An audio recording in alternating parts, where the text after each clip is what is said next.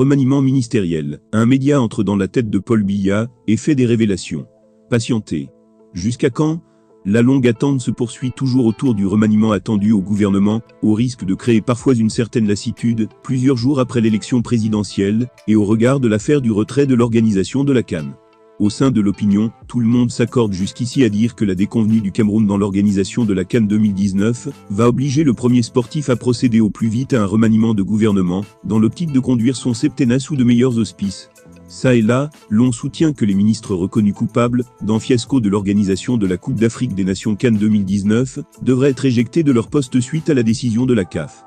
Pour l'instant, les tractations se poursuivent, sans aucune fumée blanche à l'horizon.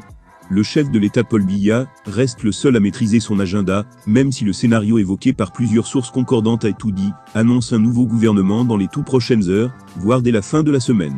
Il est utile de rappeler lors du Conseil des ministres du 15 mars 2018, qu'il a présidé en personne et 2 semaines après le réaménagement du gouvernement du 2 mars, Paul Biya a soutenu « Je me félicite des efforts qui ont été faits jusqu'alors, dans le cadre des préparatifs de la CAN 2019. J'exhorte les différentes administrations concernées à intensifier ces efforts pour que le Cameroun puisse célébrer, le moment venu, avec l'Afrique et le monde, une grande et belle fête du football. » Son exhortation a-t-elle été suivie à la lettre?